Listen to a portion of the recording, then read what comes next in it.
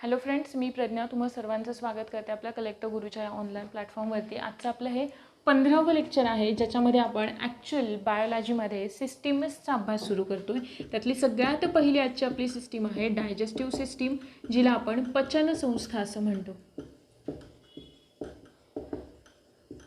Okay, digestive system पाहताना बघा, आपल्याला इन डिटेल स्टडी करायचा आहे डायजेस्टिव्ह सिस्टीमचा। सगळ्यात आधीच सांगून देते की तुम्हाला हे 11वीचं जे बुक आहे तिथून तुम्हाला हे रीड करायचं आहे, पण आधी लेक्चर पाहून घ्या आणि त्याच्यानंतर तुम्ही रीड करायला जा, की सो तुम्हाला एक थोडीशी आयडिया आली की तुम्हाला ते रीड करताना एक काय म्हणतात त्याला, एक रिकग्नाइज होत जातं की नाही तुम्ही काहीतरी ऐकलेलं आहे हे आणि त्याच फॉर्मॅटमध्ये तुम्ही वाचताय। सो त्याच्यासाठी 11वीच्या बुकमधून प्रिपेअर करायचं आहे। आणि त्यानंतरचा सगळ्यात महत्त्वाचा मुद्दा की डायजेस्टिव्ह सिस्टीमवरती जेवढे काही प्रश्न विचारलेत ना, ते अतिशय डीपमध्ये विचारलेत। जसं की मी तुम्हाला ॲनिमल टिश्यूजचं सांगितलं, सिमिलर आहे बायोलॉजीमध्ये सुद्धा जे सिस्टीम्सवरती प्रश्न विचारलेले आहेत आत्ताच्या या 2 वर्षांमध्ये, मग अगदी ते कंबाईन का असे ना, तिकडे सुद्धा ते थोडेसे डीपमध्ये प्रश्न विचारलेले आहेत। सो आपल्याला सिस्टीम्स अभ्यासताना खूप डिटेलमध्ये अभ्यासायचे। तुम्हाला थोड्याशा कॉम्प्लिकेटेड वाटतील किंवा काही, पण आपल्याला त्या तशाच अभ्यासायचे आहेत किंवा आपल्याला सोपं वाटतं म्हणून ते वाचायचं असं करून नाही चालणार, आपल्याला ते व्यवस्थितपणे इन डिटेल अभ्यासायचे। डायजेस्टिव्ह सिस्टीम सुरू करण्याआधी सगळ्यात पहिल्यांदा आपण समजावून घेऊयात की न्यूट्रिशन काय आहे किंवा पोषण काय आहे। ठीक आहे, न्यूट्रिशन म्हणजे काय तर बघा ना, आपण म्हणजे मी तुम्हाला सेल या टॉपिकपासून सांगत आले की आपण जेव्हा अन्न खातो, ठीक आहे, कोणताही पदार्थ आहे आपण जेव्हा खातो, पण तो कोणत्या फॉर्ममध्ये असतो, तो आहे कॉम्प्लेक्स फॉर्ममध्ये, बरोबर आहे। आणि त्याचं काय होतं, त्याचं होतंय डायजेशन, म्हणून त्याचं कन्व्हर्जन कोणत्या फॉर्ममध्ये होतंय, सिंपल फॉर्ममध्ये होते। ठीक आहे, आणि आपला आजचा अभ्यासाचा मुद्दा हाच आहे। ठीक आहे, आणि मी असं म्हणते की आपण एखादा पदार्थ खाल्ल्यापासून त्याचं डायजेशन होऊन आपण त्याचं युटिलायझेशन करू किंवा त्याच्यापासून निर्माण झालेली एनर्जी आपण वापरू, तिथंपर्यंत या प्रोसेसमध्ये जेवढ्या काही सगळ्या प्रक्रिया इन्व्हॉल्व्ह आहेत त्या सगळ्याचा एकत्रितपणे अभ्यास करणं, त्यालाच आपण काय म्हणतो, न्यूट्रिशन असं म्हणतो। ठीक आहे, किंवा आपलं जे प्रॉपर डाएट असतं, ठीक आहे, न्यूट्रिएंट म्हणजेच काय, आपण काय खातो सांगा, हे कॉम्प्लेक्स फूड म्हणजेच आपण काय खातो, वेगळे वेगळे न्यूट्रिएंट खातो, बरोबर आहे। कार्बोहायड्रेट खातोय, प्रोटीन्स खातोय, फॅट्स खातोय, पण आपल्या शरीरातल्या जेवढ्या काही सेल्स आहेत, आपल्या ज्या बॉडी सेल्स आहेत, त्या सगळ्या हे पदार्थ कॉम्प्लेक्स फॉर्ममध्ये ॲब्सॉर्ब नाही करू शकत, तर त्यांना गरज असते त्याचा कन्व्हर्जन सिंपल फॉर्ममध्ये करण्याची, म्हणजेच त्याचं कन्व्हर्जन अशा फॉर्ममध्ये करण्याची की जो फॉर्म आपल्या शरीरामधल्या ज्या सेल्स आहेत त्या ॲब्सॉर्ब करतील आणि त्याच्यापासून त्याचं असिम्युलेशन करतील, म्हणजेच एनर्जी तयार करतील। मग आता हे जी काही प्रोसेस आहे ना, ते करण्यासाठी कॉम्प्लेक्सचं सिंपल करण्यासाठी कोणती प्रोसेस होते, डायजेशनची प्रोसेस होते। आणि ती डायजेशनची प्रोसेस आपल्या शरीरातली जी सिस्टीम पार पाडते, त्या सिस्टीमला आपण डायजेस्टिव्ह सिस्टीम किंवा पचनसंस्था असं म्हणतो। आणि ती पचनसंस्था आपण 2 पार्ट्समध्ये अभ्यासतो। तर त्यातला पहिला पार्ट आहे एलिमेंटरी कॅनल, पहिला पार्ट आहे एलिमेंटरी कॅनल,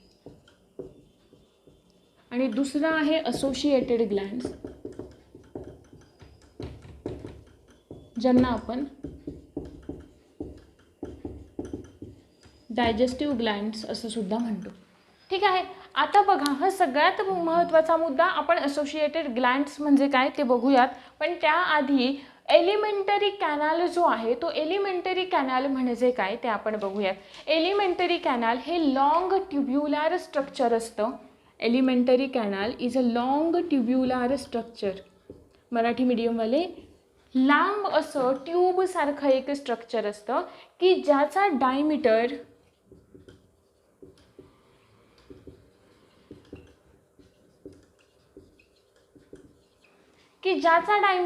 ती ज्या ऑर्गनमध्ये गेली आहे, ठीक आहे, ज्या ऑर्गनमध्ये गेली आहे त्याच्यानुसार त्याचा डायमीटर काय होणार आहे, बदलणार आहे। फॉर एक्झाम्पल चला डायग्रामच काढून बघूयात। सगळ्यात पहिल्यांदा हे काय आहे, माउथ कॅव्हिटी आहे। ठीक आहे, डायग्राम आता बघा, हा व्यवस्थित समजून घ्यायचा। त्याच्यानंतर इकडे वरती काय आहे, नॅसल कॅव्हिटी आहे। ओके, हे 2 होल आहेत असं समजूया। आणि इकडे काय आहे, ही नॅसल कॅव्हिटी आहे। ठीक आहे, हा जो कॉमन पॅसेज आहे दोघांसाठी, पुढे एक्सप्लेन करणार आहे, ही पुढे खाली एक्सटेंड झाली, ठीक आहे, ही ट्यूब पुढे खाली एक्सटेंड झाली. एक्सटेंड झाल्यानंतर पुन्हा ही कशामध्ये कन्वर्ट झाली? ही कन्वर्ट झाली बघा स्टमकमध्ये. ओके, स्टमकमध्ये कन्वर्ट झाली. स्टमक आलं इथे. पुढे याच्यापासून काय तयार होणार आहे? स्मॉल इंटेस्टाईन आहे बरोबर. इकडे स्मॉल इंटेस्टाईन असं वाटतंय ना, स्मॉल इंटेस्टाईन. हे स्मॉल इंटेस्टाईन असंच कंटिन्यू करतं आणि कशामध्ये तयार होतं? त्याचं काय तयार होतं?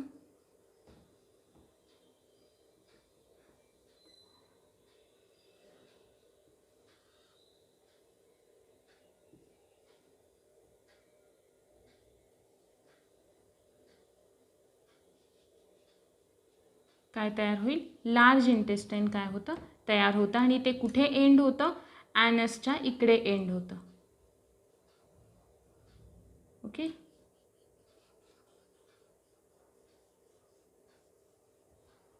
अशा पद्धतीचं काहीच स्ट्रक्चर असतं. ठीक आहे. आता बघा हा, त्यानंतर इकडे एक स्ट्रक्चर असतं जे आपण ग्लँड्समध्ये अभ्यासतो. असं बायलोब्युलर स्ट्रक्चर असतं. ठीक आहे, ज्याला आपण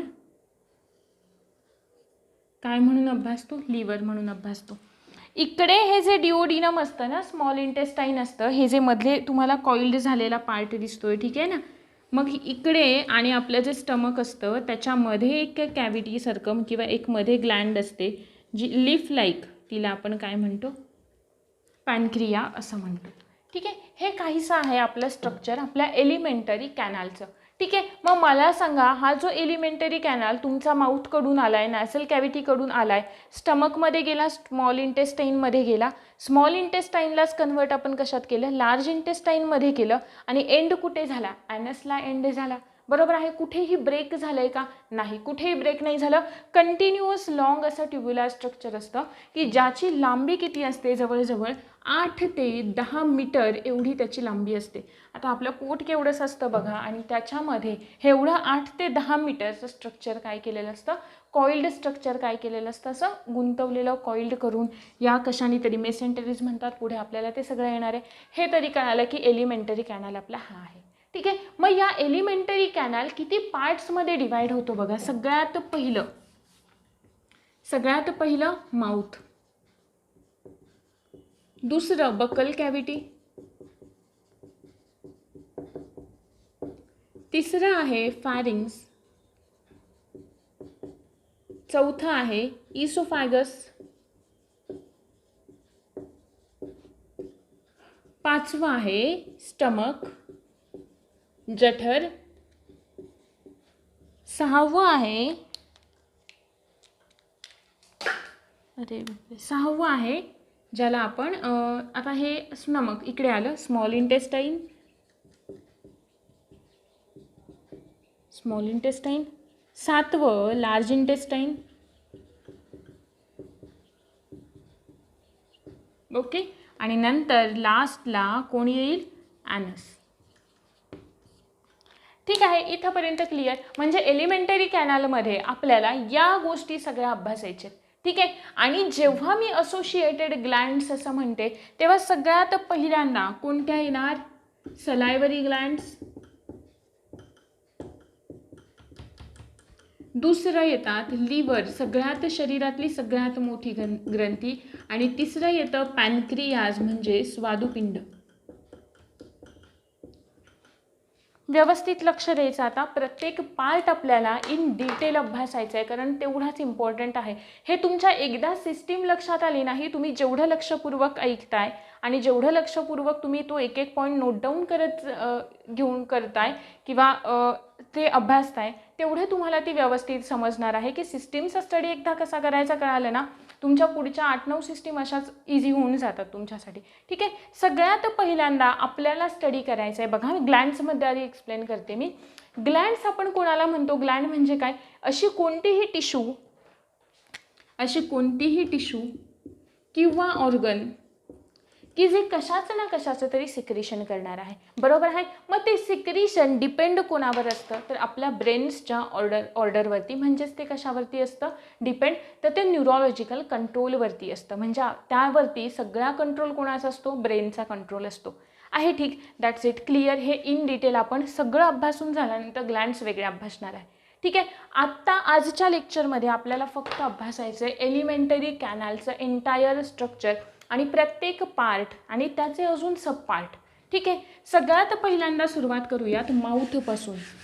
ठीक आहे, आता ही डायग्राम मी पुसणार नाही आहे कारण एवढी व्यवस्थित येत नाही, जेवढी आले तेवढी व्यवस्थित कधी नाही येत, सो आपण अशीच ठेवतोय. सगळ्यात पहिला आहे माउथ. माउथ बरोबर आहे, कशाने कव्हर झालेला आहे, आपले जे लिप्स आहेत त्या लिप्सनी काय झालेलं आहे, स्लिट लाईक ओपनिंग असतं माउथ, म्हणजे आपल्या लिप्सनी जे कव्हर झालेलं आहे. दॅट्स इट, संपलं. कशासाठी उपयोग करतो, फूड इंटेकसाठी उपयोग करतो, बरोबर आहे. घेतला एखादा घास खाल्ला, कोणताही पदार्थ घेतला खाल्ला, ओके, माउथ क्लिअर झाले इथंपर्यंत. याच्यात अजून काही एक्सप्लेन करण्यासारखं नाही आहे, माउथ इथे क्लिअर. दुसरा मुद्दा आहे बकल कॅव्हिटीचा. आता बकल कॅव्हिटीमध्ये आहे मात्र अभ्यासण्यासारखं, लक्षात घ्यायचं. बकल कॅव्हिटी तयार कशी तयार झाले, सगळ्यात पहिल्यांदा ना एक रूम सारखं स्ट्रक्चर असतं आपल्या बकल कॅव्हिटीचं. आता रूम कशी बघा ना, दोन्ही साईडला या ज्या वॉल्स आहेत ते त्याला कव्हर करणाऱ्या त्या वॉल्सना आपण काय म्हणतो, चिक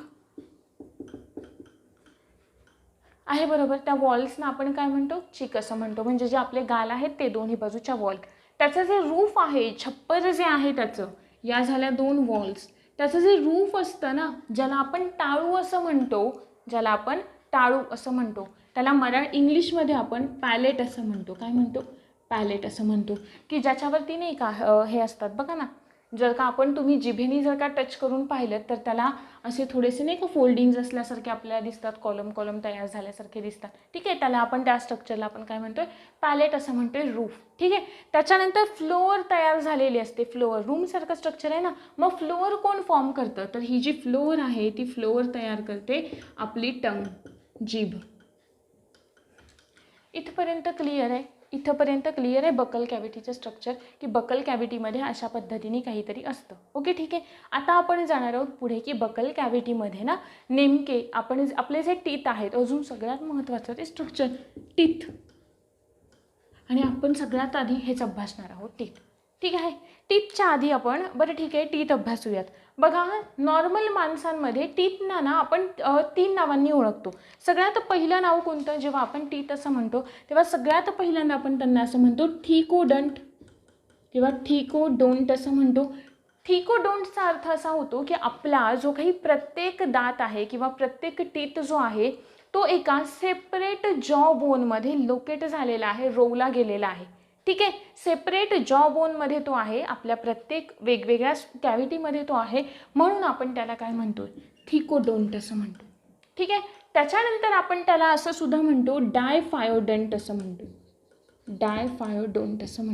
आता डायफायोडोंटचा अर्थ काय होतो माहिती आहे का, आपल्या लाईफ सायकलमध्ये, ठीक आहे, म्हणजे लहानपणापासून ते अगदी म्हातारपणापर्यंत आपल्याला ना 2 सेट्स येतात आपल्या दातांचे.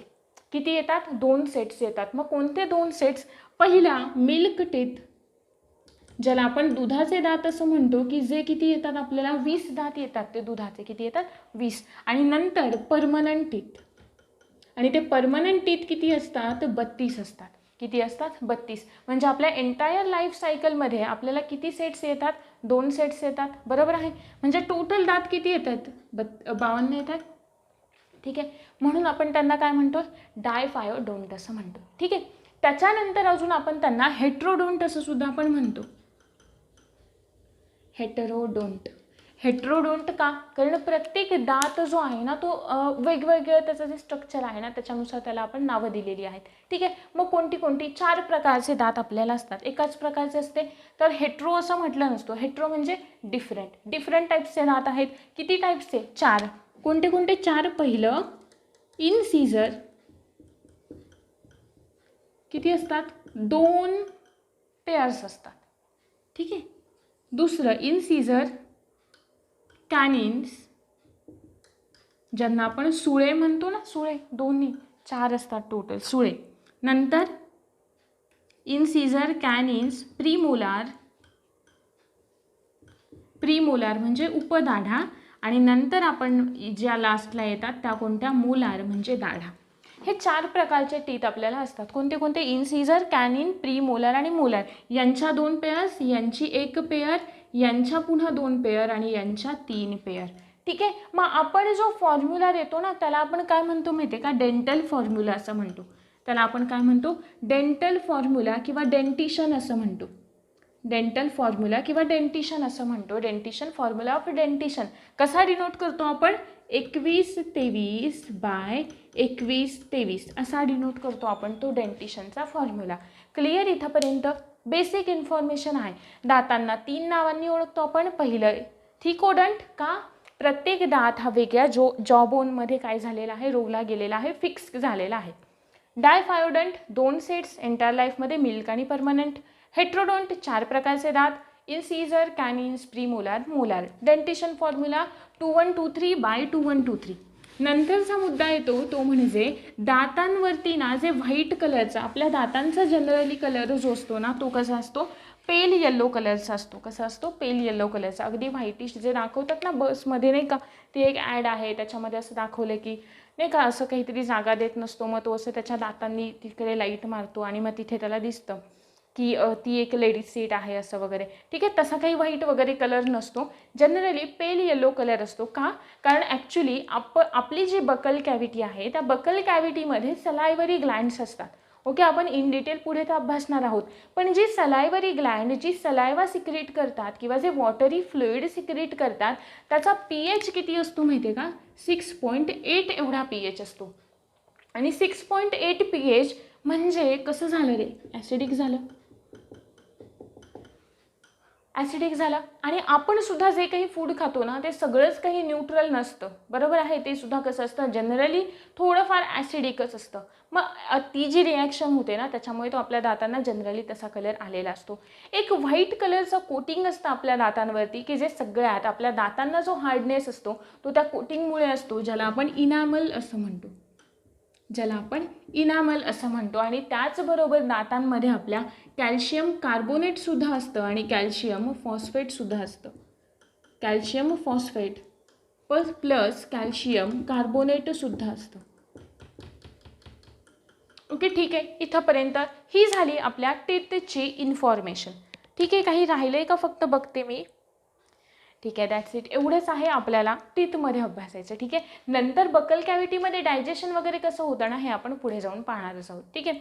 आता आपला पुढचा मुद्दा आहे दुसरं काय असतं बकल कॅव्हिटीमध्ये, ग्राउंड कोण तयार करतं, ग्राउंड किंवा फ्लोअर कोण तयार करतं, टंग तयार करते. टंग, की जिला आपण काय म्हणतो, टंग एक सेन्सरी ऑर्गन आहे, बरोबर आहे, की जी टंग असते ना, काहीच असं स्ट्रक्चर असतं, कन्सिडर करा बघा.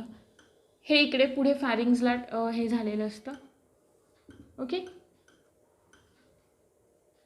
फॅरिंग्सला इकडून पुढे ना अशा पद्धतीने ते असते बघा.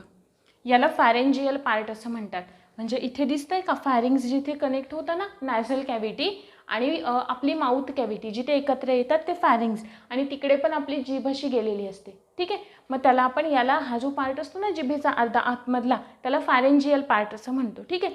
मग ही जी जीभ असते ना आपली, आपण जर का अशी फोल्ड वगैरे केली ना दातांमध्ये अशी फोल्ड करून पकडली तर आपल्याला त्याच्यावरती ना असे काही प्रोजेक्शन्स दिसतात, मस्क्युलर प्रोजेक्शन्स दिसतात, बरोबर आहे, न्यूमेरस दिसतात. म्हणजे अनेक असे न्यूमेरस प्रोजेक्शन्स असलेले आपल्याला पाहायला मिळतात आपल्या टंगवरती. ठीक आहे. मग हे जे प्रोजेक्शन्स असतात ना तिकडे ना काही सेन्सरी रिसेप्टर्स कनेक्ट झालेले असतात. ठीक आहे. या प्रोजेक्शन्सला काही ठराविक ठिकाणी. ठीक आहे. मग त्यांनाच आपण काय म्हणतो, पॅपिली असं म्हणतो. या प्रोजेक्शन्सला आपण काय म्हणतो, पॅपिली असं म्हणतो. आणि या पॅपिलीजना जेव्हा ते सेन्सरी रिसेप्टर्स कनेक्ट होतील ना तेव्हा त्यांना कळतं, काय कळतं, टेस्ट कळते. आणि ती टेस्ट कोणामुळे कळते, या टेस्ट बर्ड्समुळे कळते. ठीक आहे. टेस्ट बर्ड्सची संख्या, जिभेवर असलेल्या टेस्ट बर्ड्सची संख्या ही व्यक्तीनुसार काय होत असते, वॅरी होत असते. कारण आपण पाहिलं असेल काहींना एखादा पदार्थ आहे, ठीक आहे, तर त्याच्यातला बारीक बारीक डिफरन्ससुद्धा लक्षात येतो की हा आज असा झाला आहे, आधी असा झालेला होता. ठीक आहे. एवढा बारीक डिफरन्स त्यांच्या लक्षात येतो. याचं कारण ते आहे ज्यांच्याकडे टेस्ट बर्ड्सची संख्या ज्यांच्याकडे टेस्ट बर्डची संख्या जास्त त्यांना ती पटकन लक्षात येते, ज्यांच्याकडे कमी त्यांना कोणतीही गोष्ट चांगलीच लागते. ठीक आहे. मग या ज्या टेस्ट बर्ड्स असतात ना त्या नेमक्या कुठे लोकेट झालेल्या असतात ते बघूया. हा जो सुरुवातीचा पार्ट आहे तिथे, ठीक आहे. नंतर हा जो बॅकवाला पार्ट आहे ना इकडचा, हा जिभेचा जो इकडचा पार्ट असतो तिकडे मागच्या भागावरती, आणि इकडे कडेनी लोकेट झालेले असतात साईडनी, ठीक आहे. मग आता बघूयात कुठे कोणती टेस्ट करते. हा जो काही सुरुवातीचा पार्ट आहे ज्याला आपण जिभेचा शेंडा असं म्हणतो, तिथे आपल्याला टेस्ट कळते स्वीट, तिथे स्वीट टेस्ट कळते, गोड टेस्ट आपल्याला समजते. हा जो मागचा सगळ्यात टोकाचा पार्ट आहे तिकडे कडू, आणि हे जे दोन बाजूचे आहेत ना, दोन्ही बाजूचे जिभेचे जे दोन्ही साईड असतात ना तिकडे आपल्याला टर्नी एंड होणाऱ्या चवी कळतात. म्हणजे जसं की आंबट आहे, खारट आहे, तुरट आहे, या सगळ्या ज्या काही टेस्ट आहेत त्या कुठे कळतात, या साईडनी कळतात. पण तिखट ही चव नाही. तिखट म्हणजे आपण काय म्हणतो माहिती आहे का, इन्फ्लेशन किंवा नाही का दाह होणे, जिभेचा दाह होणे असं. म्हणजे आपल्याला काही भाजल्यावर वगैरे जे फिलिंग येतं ना तेच आपल्याला तिखट खाल्ल्यावर येतं. ती काही टेस्ट नाही आहे, ठीक आहे. ते एक नाही म्हणतो का दाह होणे, ठीक आहे. असंच लक्षात ठेवा, चव नाही आहे एवढं लक्षात ठेवा. हे झालं टंगचं एक मस्क्युलर ऑर्गन आहे ज्याच्यावरती न्यूमेरस प्रोजेक्शन असतात ज्यांना आपण पॅपिली असं म्हणतो. त्या पॅपिलीजना जर का सेन्सरी रिसेप्टर कनेक्ट झालेले असतील तर त्यांना आपण टेस्ट बड असं म्हणतो, की जे आपल्याला चव समजावून देण्यामध्ये हेल्प करतात, ठीक आहे. की ते कुठे लोकेट असतात ते सांगितलं. सुरुवातीला स्वीट, सगळ्यात टोकाला कडू, आणि साईडनी टर्नी एंड होणाऱ्या तिखट सोडून. That's it. हा झाला टंगवाला पार्ट, ठीक आहे. म्हणजे बकल कॅव्हिटी तर क्लिअर झाली. आता बघा, हा नॅझल कॅव्हिटी आहे, म्हणजे ही नॅझल कॅव्हिटी आहे आपली वरची, ठीक आहे. इकडून आतमध्ये हवा जाते आणि इकडून आतमध्ये आपण खाल्लेलं सुद्धा काय होतंय जाते. मग नॅझल कॅव्हिटी आणि बकल कॅव्हिटी या दोघांचा जो कॉमन पेसेज आहे, या दोघांचा असलेला जो कॉमन पेसेज आहे त्या कॉमन पेसेजला आपण म्हणतोय फायरिंग्ज असं. त्या कॉमन पेसेजला आपण काय म्हणतोय, फायरिंग्ज असं. मग हे जे फायरिंग्ज आहे ना ते पुढे इकडे एक अन्ननलिका असते, म्हणजे इकडे ट्रॅकिया असतात बघा, इकडे अशा पद्धतीने हे होऊन जातात. कशा पद्धतीने, नाही का, ओके, अशा पद्धतीने. आणि इकडे हे पुढे ट्रॅकिया, इकडे ब्रॉन्कियल ट्री आलं, ठीक आहे. इकडे आली फुफ्फुसं अशी आपल्या इकडे आली फुफ्फुसं, ओके. हे असं काहीच स्ट्रक्चर असतं. मग आता हे फायरिंग्स आणि फायरिंग्स कोणाला म्हणतोय, कॉमन पेसेज आहे फूडसाठीचा आणि एअरसाठीचा. मग आता इथे आपण खाल्लेला एखादा अन्नपदार्थ किंवा अन्नाचा एखादा पार्टिकल हा आपल्या ट्रॅकियामध्ये किंवा आपल्या श्वासनलिकेमध्ये जाऊ नये याच्यासाठी तिथे ना एक असा कार्टिलॅजिनस फ्लॅप असतो. आठवत असेल जर का ॲनिमल टिश्यूजचे लेक्चर व्यवस्थित केले असतील तर इथे एक जो कार्टिलॅजिनस फ्लॅप असतो त्याला आपण म्हणतो इपिग्लॉटिस. त्याला आपण काय म्हणतो, इपिग्लॉटिस असं म्हणतो. इपिग्लॉटिस कशाचं एक्झाम्पल आहे, कार्टिलेजचं एक्झाम्पल आहे. कोणतं कार्टिलेज, इलास्टिक कार्टिलेज, की ज्याच्याकडे कोणते फायबर्स असतात, येलो फायबर्स असतात किंवा येलो इलास्टिक फायबर्स असतात. कोणतं एक्झाम्पल सांगितलं होतं, इपिग्लॉटिस आहे.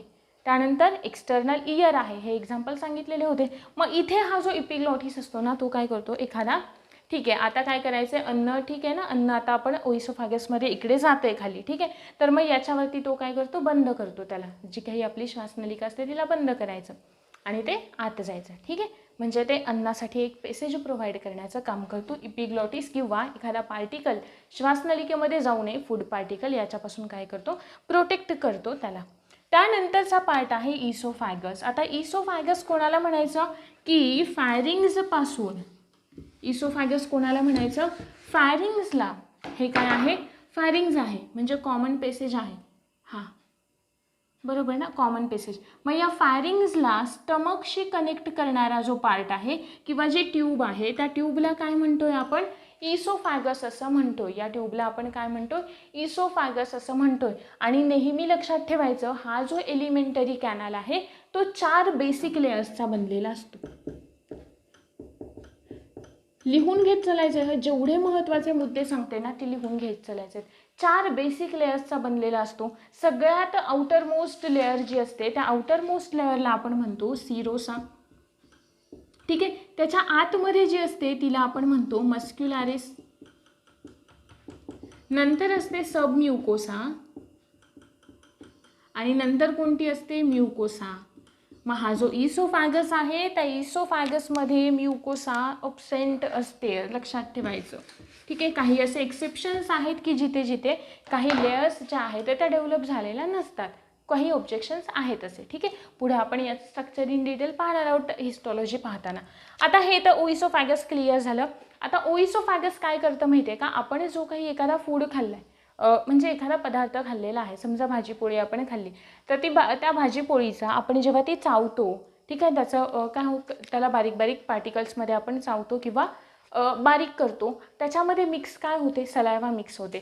मग ती टंग जी असते ना आपली, ती टंग काय करते, त्या सलायवाला त्या फूडमध्ये मिक्स करण्याचं काम करते आणि जो काही आपण एखादा घास खाल्लेला आहे अन्नाचा, त्याचा एक गोळा तयार करण्यामध्ये, ज्याला आपण फूड बॉल असं म्हणतो, फूड बॉल किंवा बोलस पण म्हणतो बरं का, बोलस. ठीक आहे. हा तयार झालेला जो पार्टिकल आहे त्याला पुढे खाली ढकलायचं काम कोण करतं, हे टंग करते, म्हणजे फॅरिंग्समध्ये ढकलायचं. मग आता फॅरिंग्समध्ये तर आला, पण इकडून खाली कसा जाणार, तर हा जो इसोफॅगस आहे ना, तो इसोफॅगस एक मुवमेंट करत असतो, ज्याला आपण कॉन्ट्रॅक्शन आणि रिलॅक्झेशन असं म्हणतो. म्हणजे जर का आपण सापाने जर का एखादं काही खाल्लं, तर त्याची जी मुवमेंट होते ना त्याच्या बॉडीची, एक ट्यूबलाईक स्ट्रक्चर असतं, त्याची मुवमेंट कशी होते, तो जिकडे आता सुरुवातीला तोंडामध्ये टाकलेला आहे तो काय करेल, बारीक करेल, बाकी मागचा पार्ट जो आहे तो एक्सपांड करतो आहे, बरोबर. मग असं सतत कॉन्ट्रॅक्शन रिलॅक्झेशन जसं करत असतो, त्या मुवमेंटला आपण म्हणतो पेरिस्टाल्टिक मुवमेंट. त्या मुवमेंटला आपण काय म्हणतो, पेरिस्टाल्टिक मुवमेंट असं म्हणतो. ठीक आहे. आणि या पेरिस्टाल्टिक मुवमेंटच्या थ्रू आपण खाल्लेला अन्नाचा जो गोळा आहे तो येऊन येऊन येऊन कुठे जाणार आहे, या स्टमकमध्ये जाणार आहे. ठीक आहे. आता बघा, हा सुरू झालं, आता आपलं इसोफॅगसच सुरू आहे, अजून इसोफॅगसच सुरू आहे. आता इसोफॅगस स्टमकला जिथे कनेक्ट होतं का, त्याच्या थोडं वरती ना एक स्पिंक्टर असतो. काय असतो, एक स्पिंक्टर. स्पिंक्टर म्हणजे काय माहिती आहे का, झाकण असं लक्षात ठेवायचं, झाकण. आपण काय करतो, आपल्याला जर का एखादा पदार्थ एखाद्या डब्यामध्ये टाकायचा आहे, आपण काय करणार, डबा उघडणार, त्याच्यामध्ये टाकणार, पुन्हा काय करणार, बंद करणार आहे, बरोबर. सेम ॲक्शन आहे बघा इथे. ओइसोफॅगसमधून आपण खाल्लेला अन्नाचा गोळा आला आणि हा जो स्पिंक्टर असतो ना तो अशा पद्धतीचा असतो बघा, अशा. म्हणजे ही जी दोन बोटं दिसतात ना तुम्हाला, हे वाला आणि हे वाला, ठीक आहे, हे अशा पद्धतीने असतं. आता हे बंद आहे, पण बंद आहे, इकडे इसोफॅगस आहे असं कन्सिडर करा. इकडे काय आहे, मागे इसोफॅगस आहे. ठीक आहे. इसोफॅगसमधून एखादा अन्नाचा घास आला, हा स्पिंक्टर कसा आहे, बंद आहे, पण कॉन्ट्रॅक्शन रिलॅक्सेशनमुळे काय होईल, ओपन होईल. ओपन झाला, तो जो फूड आहे, जो काही अन्नाचा गोळा आहे, तो काय होणार आहे, आत जाणार आहे. आता इकडे काय, स्टमक आहे. ठीक आहे. आता इकडे तो फूड काय झालं, आतमध्ये गेलं, म्हणजे कुठे आलं, स्टमकमध्ये आलं. स्टमकमध्ये आत आल्यानंतर पुन्हा हा काय होईल, बंद होईल. झाला बंद, क्लिअर. त्याला आपण म्हणतो स्पिंक्टर. ठीक आहे. पण त्या स्पिंक्टरला नाव आहे कोणतं ते पण सांगते बघा. आता आपण जाऊयात स्टमककडे. ठीक आहे. कुठे जाऊया, स्टमककडे. हे जे स्टमक आहे किंवा जठर आहे त्याला आपण 4 पार्ट्समध्ये डिवाइड करतो. त्यातला सगळ्यात हा जो वरचा पार्ट आहे, हा बघा, हा वाला जो पार्ट आहे त्याला आपण म्हणतो कार्डियॅक स्टमक. त्याला आपण काय म्हणतो, कार्डियॅक स्टमक. आणि म्हणून इथे जो स्पिंक्टर असतो त्या स्पिंक्टरला सुद्धा आपण कार्डियॅक स्पिंक्टर असं म्हणतो. त्या स्पिंक्टरला आपण काय म्हणतो, कार्डियॅक स्पिंक्टर. नंतर हा जो मधला पार्ट आहे त्या मधल्या पार्टला आपण म्हणतो फंडस. काय म्हणतो, फंडस असं म्हणतो मधल्या पार्टला. नंतर हा जो कॉइल्ड झालेला असा झालेला पार्ट असतो ना, हा असावाला, ठीक आहे, ज्याच्यामध्ये आपण खाल्लेलं अन्न साठून राहतं, त्याला आपण बॉडी ऑफ स्टमक असं म्हणतो. त्याला आपण काय म्हणतो, बॉडी ऑफ स्टमक. आणि हा जो अगदी एंडिंगवाला पार्ट असतो ना इकडचा, हा बघा, हा इकडचा जो पार्ट असतो की जो इकडे स्मॉल इंटेस्टाईनमध्ये ओपन होईल, त्याला आपण म्हणतो पायलोरिक स्टमक. त्याला आपण काय म्हणतो, पायलोरिक स्टमक. आता मला सांगा, हं, स्टमकमधून कुठे गेलं, हे इंटेस्टाईनमध्ये गेलं. ब्ल्यू पेन घेऊयात. हं, ठीक आहे. असं इकडे कुठे जाणार आहे, हे याच्यामध्ये स्मॉल इंटेस्टाईनमध्ये जाणार आहे. पण हे स्मॉल इंटेस्टाईनमध्ये जिथे जातं ना, म्हणजेच या पायलोरिक स्टमकच्या एंडिंगला सुद्धा आता हे जे स्टमक आहे ना लास्टवालं, ज्याला आपण काय म्हणतोय पायलॉरिक स्टमक असं म्हणतोय, ठीक आहे.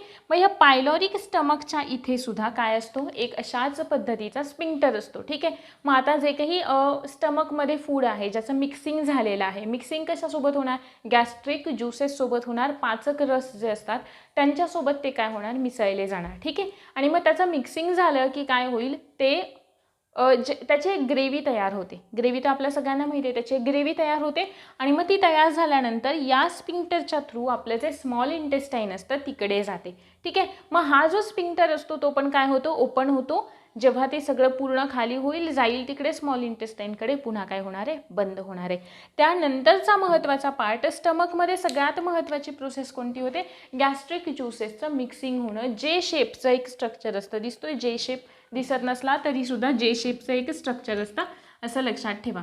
आता त्याच्यानंतर आहे बघा आपला पार्ट स्मॉल इंटेस्टाईनवाला. आता हे जे स्मॉल इंटेस्टाईन असतं ना, स्मॉल इंटेस्टाईनमध्ये जवळजवळ 90% जे डायजेशन आहे, 90 to 98% जे डायजेशन आहे ते कुठे होतं, स्मॉल इंटेस्टाईनमध्ये होतं. स्मॉल इंटेस्टाईनला आपण 3 पार्ट्समध्ये डिवाइड करतो. त्यातला पहिला आहे डिओडिनम. प्रश्न होता याच्यावरती, डिओडिनम. नंतर आहे जेजुनम आणि नंतर आहे इलियम, ठीक आहे. हे जे डिओडिनम आहे ना, त्या डिओडिनम हा सगळ्यात सुरुवातीचा जो पार्ट असतो ना, तो सुरुवातीचा पार्ट कसा असतो, यू शेप पार्ट असतो, ठीक आहे. की ज्याची लेंथ किती असते बघा, 25 सेंटीमीटर एवढी लेंथ असते. थोडासा कसा असतो, ब्रॉडर असतो. त्यानंतर जेजुनम आहे, जेजुनम हा नंतरचा पार्ट असतो, म्हणजे डिओडिनमच्या खाली असलेला पार्ट असतो की ज्याची साधारणपणे लांबी किती असते, 2.5 मीटर्स एवढी असते आणि जो कसा असतो, नॅरो असतो डिओडिनमपेक्षा, नॅरोअर दॅन डिओडिनम. डिओडिनम म्हणजे नॅरो म्हणजे थोडा आखूड असलेला, कोणापेक्षा, डिओडिनमपेक्षा. आणि नंतर आहे इलियम की ज्याची लांबी किती आहे, 3.5 सेंटीमीटर, लार्जेस्टवाला पार्ट असं सुद्धा आपण म्हणतो त्याला, किंवा ब्रॉडर असतो. या जेजुनमपेक्षा थोडासा ब्रॉड असतो, म्हणजे सगळ्यात जर का नॅरो कोण आहे तर आपण काय म्हणणार, जेजुनम आहे, ठीक आहे. नंतर कोण आहे, डिओडिनम आहे, नंतर इलियम आहे, ओके. हा सगळ्यात लास्टवाला पार्ट म्हणजे एंडिंगवाला पार्ट की जो पुन्हा कशामध्ये मॉडिफाय होईल, पुन्हा लार्ज इंटेस्टाईनमध्ये मॉडिफाय होईल, ठीक आहे. आता लार्ज इंटेस्टाईनमध्ये बघा काय होतं, याच्या कोणामध्ये कशा पद्धतीने डायजेशन होतं ना, हे आपण पुढे पाहणार आहोत. लार्ज इंटेस्टाईन जे आहे त्या लार्ज इंटेस्टाईनला आपण 2 पार्ट्समध्ये डिवाइड करतो. त्यातला पहिला आहे कोलॉन, आणि दुसरा आहे ज्याला आपण रेक्टम असं म्हणतो, रेक्टम. आता हे जे कोलॉन आहे ना, त्या कोलॉनला आपण पुन्हा कसं करतो डिवाइड बघा. हा कोलॉन म्हणजे हा जो पार्ट दिसतोय का आपल्याला इकडेवाला, हा असा क्लाउड शेपचा, हो ना, ढगांच्या शेपचा जो पार्ट दिसतोय तो म्हणजे काय असतो, कोलॉन असतो. मग कोलॉनला आपण कसं म्हणतो बघा, वरती जाणारा म्हणजे असेंडिंग. आडवा आहे कसा, ट्रान्सवर्स. खाली येणारा पुन्हा कसा झाला, डिसेंडिंग. या 3 पार्टमध्ये कोलॉन डिवाइड होतो. किती सोपं आहे बघा, असेंडिंग, ट्रान्सवर्स, पुन्हा कसा आहे, डिसेंडिंग आहे, ठीक आहे. त्याच्यानंतरचा पार्ट आहे तो रेक्टम. रेक्टम म्हणजे जो इकडे ॲनसकडे येतो ना, तो वाला पार्ट म्हणजे कोणता, रेक्टम येतो, की ज्याच्या एक स्ट्रक्चर असं तिथे तयार झालेलं असतं, छोटंसं असं, जो आपल्यामध्ये वेस्टिजियल ऑर्गन म्हणून आपण कन्सिडर करतो, ज्याला आपण अपेंडिक्स असं म्हणतो, असं म्हणतो, ठीक आहे. की ज्याचा वापर कोणामध्ये होतो, हर्बिवोरस ॲनिमल्समध्ये होतो, की ज्यांना सेल्युलोज पचवण्याची गरज असते, कारण ते काय खातात, झाडं वगैरे खातात. झाडांमध्ये ऑब्व्हियसली काय असतं, सेल्युलोज असतं. आपण सेल्युलोजयुक्त फूड खात नाही, त्याच्यामुळे आपल्याला याची गरज नसते, ठीक आहे. आपल्यामध्ये तो एक वेस्टिजियल ऑर्गन म्हणून कन्सिडर केला जातो. आता स्मॉल इंटेस्टाईनमध्ये सगळं डायजेशन होतं. अनडायजेस्टेड जो काही मॅटर आहे तो मॅटर कुठे येतो, या लार्ज इंटेस्टाईनमध्ये येतो. आणि लार्ज इंटेस्टाईनमध्ये आल्याच्या नंतर जे काही थोडंसं ॲब्सॉर्प्शन वगैरे, वॉटर असेल, एक्सेस वॉटर वगैरे, ते काय करून घेतलं जातं, ॲब्सॉर्ब करून घेतलं जातं. आणि त्याच्यानंतर जो काही अनडायजेस्टेड मॅटर आहे, फिकल मॅटर आहे, तो ॲनसच्या थ्रू एक्सपेल आउट केला जातो, आपल्या शरीरातून बाहेर टाकला जातो, ठीक आहे. म्हणजे एलिमेंटरी कॅनल तुम्हाला क्लिअर झालं का. पहिल्याच एकदा रिवाईज करूयात, एक क्विक रिकॅप, कारण पुढच्या वेळी आपल्याला हिस्टॉलॉजी पाहायची आहे. ठीक आहे, हिस्टॉलॉजी ग्लँड्स पाहायचे आहेत आणि त्याच्या पुढच्या लेक्चरमध्ये माउथमध्ये कसं डायजेशन होतं, बकल कॅव्हिटीमध्ये कसं होतं, हा सगळा पार्ट पाहायचा आहे. पहिली गोष्ट, एलिमेंटरी कॅनल कोणता आहे? एंटायर माउथपासून ॲनसपर्यंत ब्रेक न होणारं जे ट्युब्युलर स्ट्रक्चर आहे, ज्याचा डायमीटर, ज्याचा व्यास वेगवेगळा असतो प्रत्येक ऑर्गनमध्ये. क्लिअर. एलिमेंटरी कॅनल 4 बेसिक लेयर्सचा बनलेला असतो. तेच सुरुवातीला आता आपण नंतर पाहणार आहोत. कोणत्या? आउटर सिरोसा, त्याच्या आतमधली मस्क्युलॅरिस मसल्सची बनलेली, त्याच्या आतमधली सबम्युकोसा कनेक्टिव्ह टिश्यूजची बनलेली, आणि सगळ्यात आतमधली इनर कोणती? म्युकोसा, जिकडे काय असतात? ग्लँड्युलर टिश्यूज असतात. ठीक आहे, ती वाली. नंतर एलिमेंटरी कॅनलमध्ये माउथ आहे, स्लिट लाईक ओपनिंग, अन्न खातोय. बकल कॅव्हिटी, टंग आहे, टीथ आहेत, बरोबर आहे, पॅलेट आहे, आणि काय करते? सलायवा मिक्स करते आणि फॅरिंग्समधून आतमध्ये ढकलते. फॅरिंग्स कॉमन पेसेज कोणाचा? नाझल कॅव्हिटी आणि बकल कॅव्हिटीचा. ओइसोफॅगस फॅरिंग्सला स्टमकशी कनेक्ट करणारं. स्टमकच्या सुरुवातीलाच कोणता स्पिंक्टर आहे? Cardiac sphincter. स्टमकला कशामध्ये डिवाइड करतो? कार्डियक, फंडस, बॉडी आणि पायलॉरिक स्टमक 4 पार्टमध्ये. सगळ्यात खालचा स्पिंक्टर कोणता? पायलॉरिक स्पिंक्टर. ओपन कशामध्ये झालं? Small intestine. स्मॉल इंटेस्टाईनचे 3 पार्ट, डिओडिनम, जेजुनम आणि इलियम. डिओडिनम सगळ्यात थोडा ब्रॉडर, नंतरचा जो आहे कोणता? जेजुनम थोडासा नॅरो डिओडिनमपेक्षा, आणि इलियम जेजुनमपेक्षा मोठा. ठीक आहे, नंतर large intestine. Large intestine colon आणि रेक्टम. कोलॉन कोणतं? हे जे ढगांसारखं स्ट्रक्चर आहे ते कोलॉन. ठीक आहे, वरती जाणारं जे आहे त्याला काय म्हणतो? असेंडिंग ऑर्डर माहिती आहे ना, चढता क्रम, चढणारा कोणता? असेंडिंग. ट्रान्सवर्स आडवा आहे तो. डिसेंडिंग खाली येणारा.